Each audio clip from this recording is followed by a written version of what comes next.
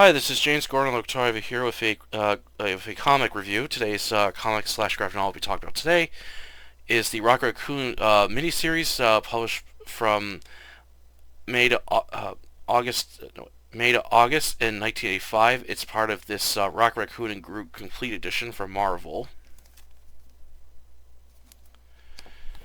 All right, this was published in 2013 by Marvel. I already said the dates of what the comics were. I'll just show like so the four so the so the mini series that I'll just show this first cover really here, which is really nice.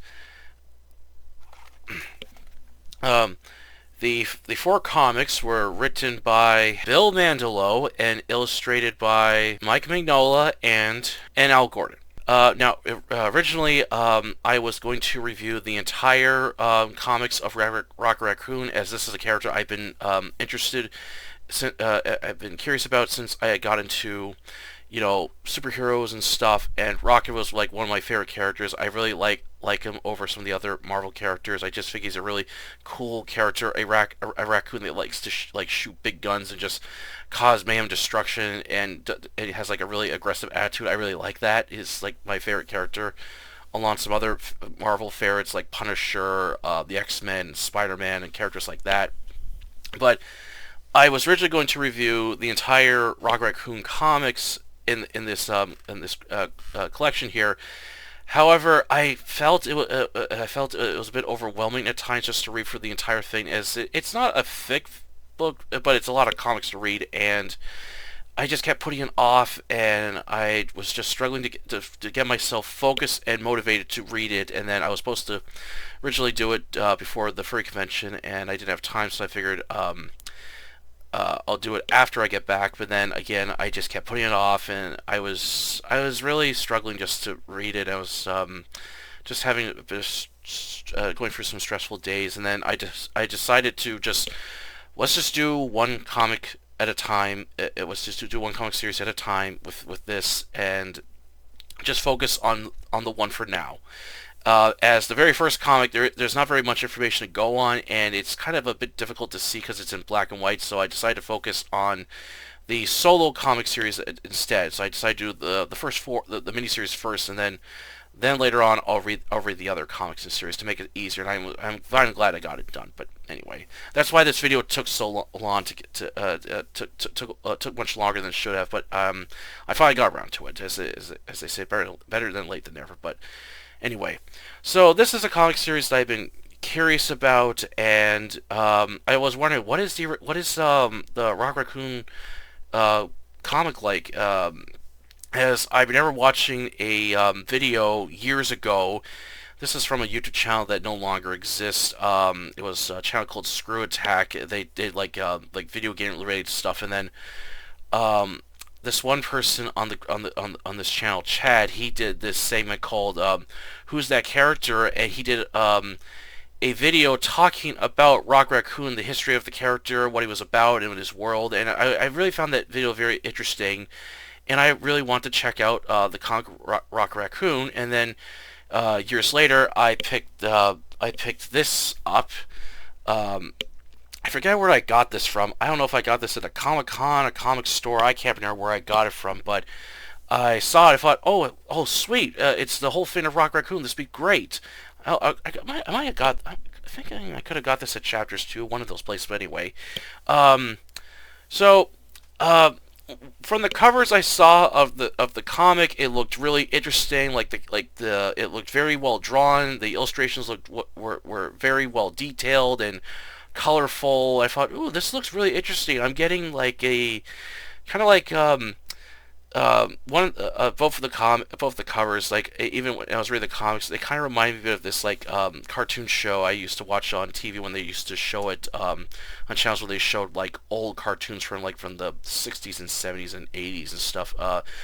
Rocket Robin Hood, it kind of reminds me of that, mixed with Buck Rogers and Star Wars a bit. So it reminds me of that when I was reading them. I thought it reminds me of when I was reading the comics. Like visually, it looks amazing. Like, I really like how the worlds are. Like, it's very colorful. The illustrations are very well drawn. The character designs are beautiful.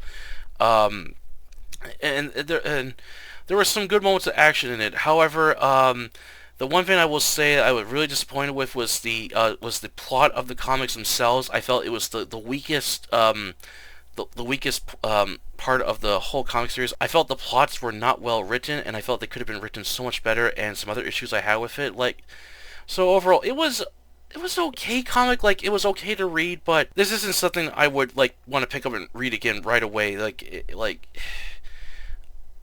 I just felt like it could have been a lot better. Like, visually, it looks great, but you need more than it to look good. It has to like have a good plot to go with it. As I feel like if it looks good but it has no plot, then it's just gonna fail. Like, you need a good plot so that way you can show the characters how good they are and how like nasty the villains can be, and show how like detailed the world that these characters live in and interact with. Like, you gotta have a good solid plot, or like it doesn't have to be like a serious plot. It could be something just, kick back and have fun. But if the plot's weak, then the whole story's just gonna fall flat. That was my one major issue with this comic series, and I'll explain more about that later in my review and stuff. So I am hoping that the later comics, the later comics of Rock Raccoon are a lot better than this one.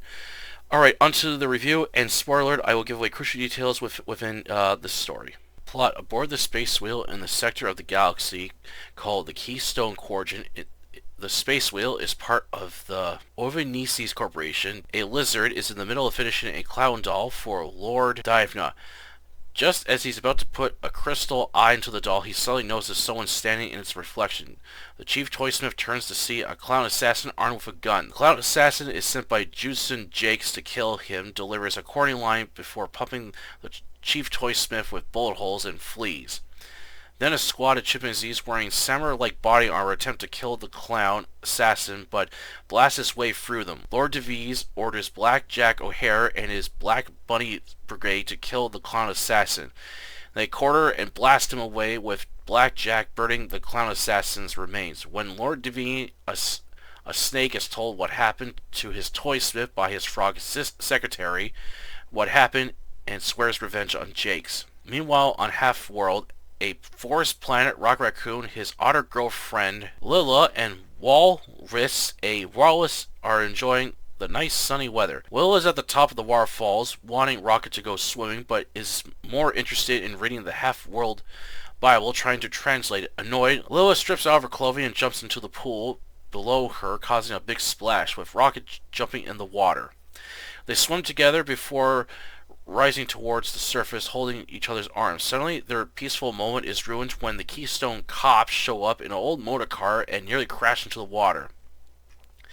Humans, or known as loonies, on this planet for how strange and bizarre they act. The Keystone cops, wearing old uniforms, were on the patrol for the Snail Gang when they are alerted about the assassination of the chief toysmith, and Lord Devin wants him to report at once. Lynn gets dressed, with the gang returning to the Cuckoo's Nest, where the other loonies are dressed up as people from the past, like Napoleon and a World War I air fighter pilot. Rocket takes the Half-World Bible to the ancient chapel known as the Administration Ward. He meets the leader of the loonies, Mindlessness, a blonde man wearing a straitjacket, with other loonies performing a strange ritual which Rocket doesn't want to know what it means, and leaves. Entering his ship, the Raccoon, Lord Divan calls Rocket through a video call and wants him to arrest Judson Jakes, and shows him proof of this killer clown with its blown-off robot head. Rocket fears this assassination could cause a toy war to happen. Lord Devin offers to watch Lilla for him, but Rocket threatens he'll kill him if he touches his girlfriend, and tells him off. Annoyed, Lord Devin tells Rocket to get on with the job and hangs up. While leaving Halfway World, Lena stays behind to watch the loonies. Rocket wants to know the origins of it, along with the loonies, hoping to decode the book. Rocket travels to a moon where Jakes lives and runs his Mayhem Conics company knowing that Jakes is expecting them. Back on the space wheel, Lord Diamond has other ideas for Rocky. He plans to kidnap Lila and force her into marriage and steal the halfway Bible for himself. Blackjack is sent to get Lila. During a party, a old turtle Pico hired by Jakes to steal the book and replace it with a fake. When the loonies return to read their halfway Bible, a clown head suddenly appears upon opening it. Lila thought she recognized Pico when she saw him earlier. She goes to get her blaster but is taken by Blackjack. Rocket travels through Jake's junkyard of discarded toys when his ship is caught by a giant nutcracker claw. With the shield levels dropping, Rocket springs into action with his rocket skates and flies out his ship with his laser pistol at the ready to confront Judson Jakes, a mole, and his Psycho Circus army who are dying to kill him. Blasting his way through the Psycho Clowns and killer robot animals, Walrus is trying to free the Raccoon while aiding Rocket with his prosthetic tusks by switching to his laser version, killing a few of the killer clowns. During the fight, Jakes reveals he wishes to marry Lyra for himself. Suddenly, Pico appears and demands the fight stop at once as he doesn't want to see any more of his toys destroyed and reveals to Rocket that Lord Diamond has captured Lyra. Pico then shows on screen of Rocket's captured girlfriend begging for help, while Blackjack asks if they should invite Rocket to Lord Divin's wedding.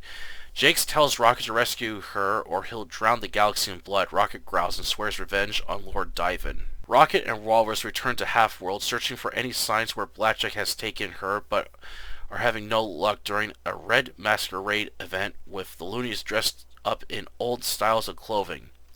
Suddenly, Walrus picks up danger as a Drac Killer, a large mutant space bat, and a wheeled killer clown robot. Rocket leads the two killers away from the loonies while dodging the claws of the Drac Killer and exploding balls. Rocket is able to get the killer clown to throw one of its balls at the Drac Killer, then shoot him with his laser pistol, killing the robot. Walrus gets Raccoon ready as they plan to track down Blackjack. Meanwhile, Lord Diva is waiting for Blackjack to return with his bride. However, Blackjack decides to double-cross his boss, stating he's going to marry Lyra for himself. This really pisses off Lord Diva, ordering everyone to leave his chamber at once and use his dark magic to summon the Red Breath, a powerful red cloud that erases everything from existence, sending it to the Half-World. Rocket and Walrus reach the sacred shrine of the loonies, a Victorian-era mansion dubbed Asylum. They hear Ryo cry for help as Rocket and Walrus enter, but a loony dances with Rocket, allowing Blackjack to escape when the Red Breath suddenly appears, erasing half of the loonies. Rocket tries shooting the red cloud with no effect, which erases one of his rocket states, causing him to crash in the mansion. Walrus is able to find Blackjack and his Black Bunny Brigade are switching his laser tusk. He is able to blow the door off and shoot the rope around Lyra's wrist. Blackjack threatens to kill her if Walrus tries anything. Suddenly, killer clowns appear riding Vegas sleds, crashing through the window and sucking out the Black Bunny Brigade. Rywa and Walrus flee while the Black Bunny Brigade is losing it badly against the killer clowns. Lyra finds Rocket cornered as he can't get past the Red Breath, slowly approaching him. Having lost all his men and nowhere to go, Blackjack agrees to join their side and rescue Rocket. When the killer clowns appear on their Vegas sleds, the Red Breath erases them, but returns the loonies. Rocket plans to end this war. Returning to Jake's moon, they find themselves being attacked by his plank tanks with clown faces and monkeys shooting at them in blimps. Unable to escape enemy fire, Blackjack tells them to go to a crater to escape. They jump out of the Raccoon before it's blown to pieces. After landing inside the crater, Blackjack whistles at wild worms as they quickly escape through a tight tunnel, barely escaping bombs being thrown in by monkeys and killer clowns. Blackjack takes them to a bar to lay low. While there, they spot Pico. When they confront him, Pico offers to help Rocket and the Toy War if he's allowed to be Chief Toysmith and give them back the Half-World Bible. At first, Rocket is against Pico's deal, but he takes out the book, revealing it's a diary entry from a spaceship captain who came to Half-World trying to help cure mentally ill patients, hoping the peaceful planet would help the patients. Despite their efforts, they were unsuccessful to cure them. Then an order came telling the captain to return back to base. The captain left the ill patients behind with robots to look after them. Over the years, the robots gave up trying to cure the patients with the goal of just keeping them happy all the time. They begin experimenting on animals that were also left to keep the patients happy. They involve them into talking animals along with improving technology. Satisfied, the robots left Half-World to form their own colony. Suddenly, Blackjack appears with a group of animal criminals as he had no interest in teaming up with Rocket, stating the bounty on their heads is very valuable. Pyko types on his wrist computer, activating a hidden laser turret in his shell, blasting at the animal criminals. Rocket and Walrus shoot back, with Blackjack attempting to blind Pyko, allowing him to sneak over to kidnap Lynn at knife point, but she elbows Blackjack and throws him away. Walrus blows a hole through the bar, allowing them to escape. Plinko then has wheels pop out of his shell, allowing him to move faster as the gang makes a quick escape. Blackjack, frustrated, they escaped him again. Pyko takes the gang to the head robot, which is a metal skull hooked up to a computer, building parts for toys. Pyko gives Rocket the choice of updating the head computer or keeping the Half-World Bible a secret. He states that their oath to protect both animals and loonies. Rocket tosses the book inside the head computer, eating it as it begins downloading its knowledge while producing the most advanced toys. Pyko is granted to be Toysmith. Returning to the halfway world, Pyko reveals the newest toy that will keep the loonies happy and can aid their intelligence. Helmets that look like old-fashioned diving helmets. Pyko even puts one on Rocket, causing him to kiss Lyra before snapping out of it. As they leave by a robotic horse-drawn carriage, one of the loonies removes his helmet, then pulls his face off, revealing he's a killer clown and has been sent to finish off Raccoon and Pyko. Jakes has assembled an army of killer clown robots ready to strike his revenge on both Rocket and destroy the loonies. When he finds out from his killer clown back on Half-World they're giving toys for free, Jake becomes enraged. Then Lord Diamond appears in a snake-like dragon ship and offers a deal with Jake's. They work together to defeat their enemies and take control of Half-World, claiming their own side. The two agree and send off their armies to Half-World. Just as they finish giving out the helmets, Lord Diamond and Judson Jakes appear with their army, nearly killing the gang with a banana bomb that causes their carriage to lose control and crash. Rocket and the others fight back, with Blackjack appearing to aid as he realized he would be killed by either side. Just as Blackjack, Rocket, and the others fight what might be their last stand, suddenly a giant humanoid ship appears with robots and loonies coming to aid Rocket's gang. Realizing that they lost this war, Lord Divan and Jakes attempt to flee while arguing where to go. Their Drac Killer, however, causes them to fall to their deaths.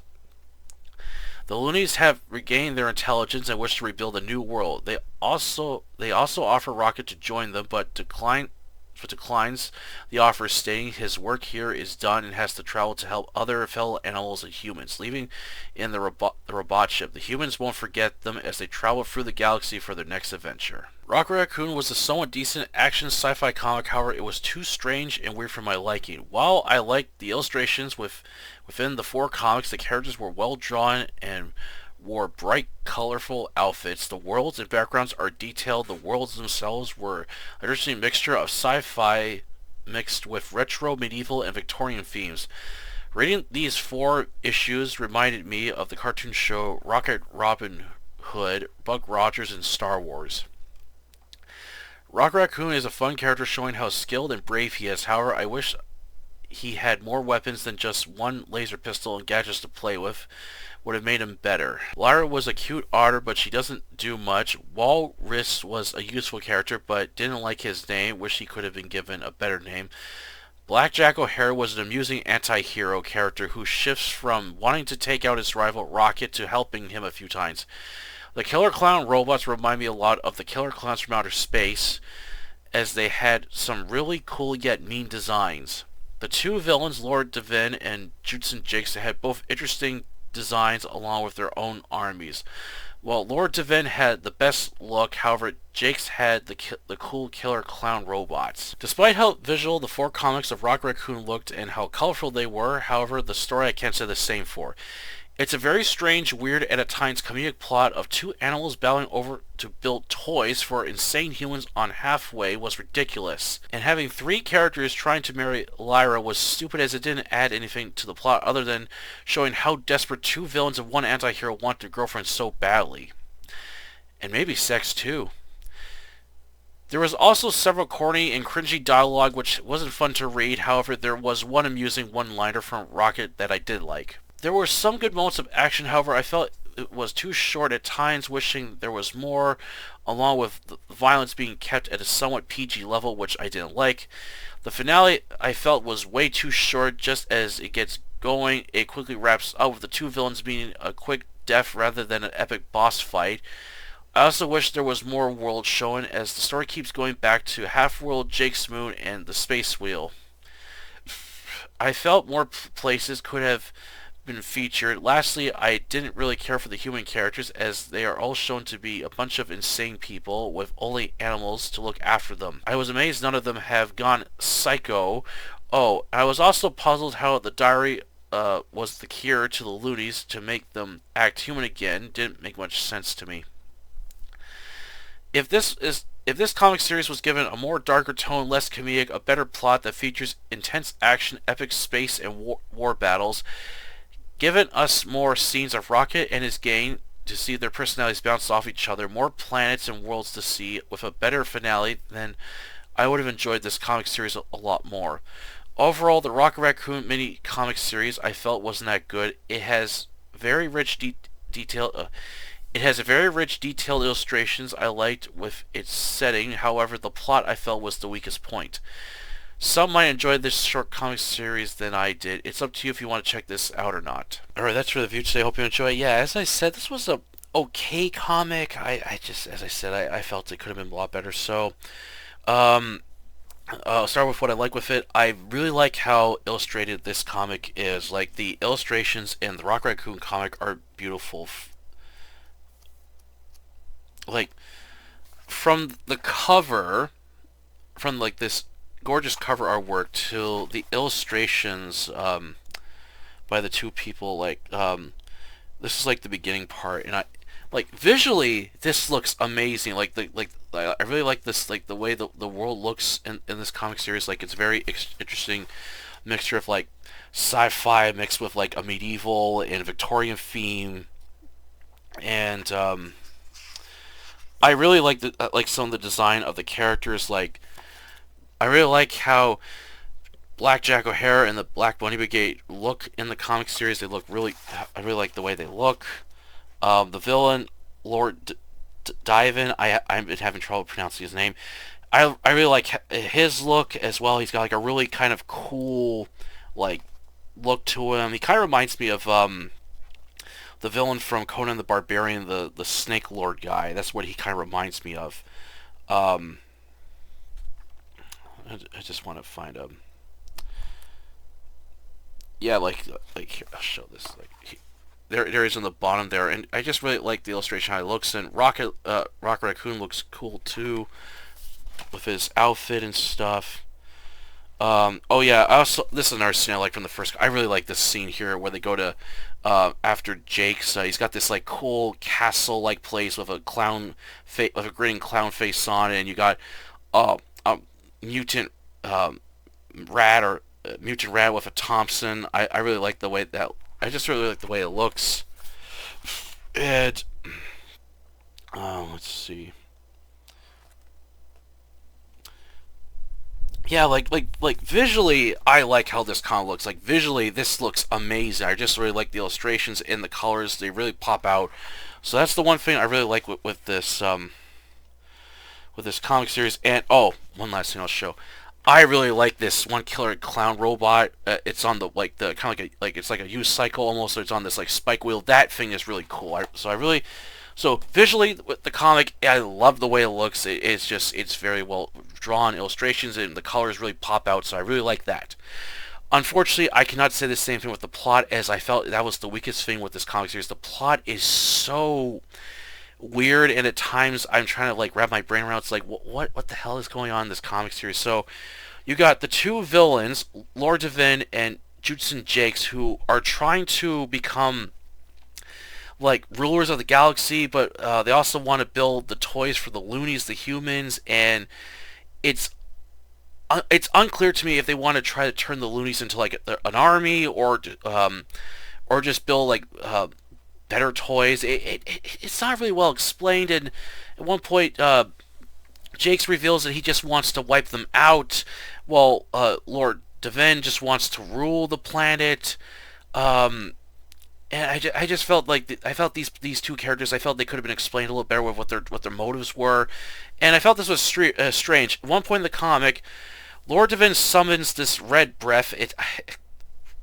That's one thing another thing I don't like with this comic. Some of the like really cringy names and word like dialogue that these characters use in this comic. The red breath, which is basically this powerful substance that can erase any from existence, and Lord Devin only summons this once, and he doesn't use any of his black magic again. I thought it would have been so cool to see like him do more of that. I'd like see more Lord Devin using like dark magic throughout the comic. That would have added some like kind of like dark fantasy elements to it. So yeah, so I felt that the two villains in the comic, Lord Devin and Jakes, were just not well explained what their motives were. Is what they're really trying to accomplish, and I was really puzzled. It's like, why do you want to build toys for the humans, or the loonies as they're called? It just didn't make sense to me, and it's like they both want to rule the galaxy, but this is their main objective. I thought, don't you guys want to do something more better with your time than wasting trying to build toys and stuff? It's just really weird.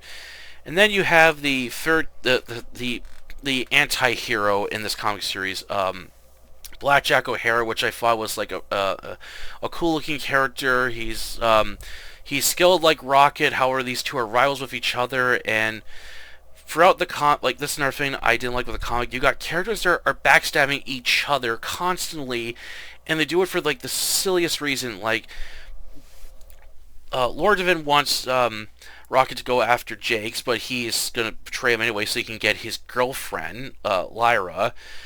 And then it's revealed that Jakes wanted Lyra as well, but then later on in the comic, Blackjack O'Hara wants Lyra as well. It's like, what is up with these guys and Lyra? Like, I just kind of felt this was annoying. Okay, if one character has the hots for fine, it would kind of make more sense to have it have Blackjack as the one with the hots for Lyra. That would make more sense of the rivalry thing.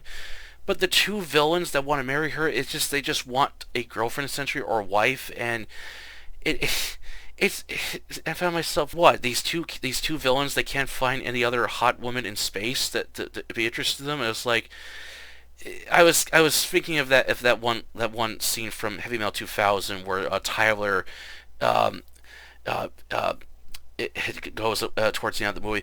What does it take for a man to get laid around here? That's what it made me think of that, where it's like these characters desperately want to have sex because it's obviously they're pent up or something. But no, the comics don't go there. It's just we want her because she's cute or hot or whatever, and it's like this is silly. Yeah, so there's that, and then I just kind of felt the story was not that well fleshed out. Like Rocket just kind of goes to like to like 2 to 3 different places, and that's it. He never goes like anywhere else in the story. I thought it would have been so interesting to show other planets in this comic series, like show more, and then just like these like the half world, the Jake's moon, and then like Rocket never goes to the space wheel. It's shown, but he never goes to it.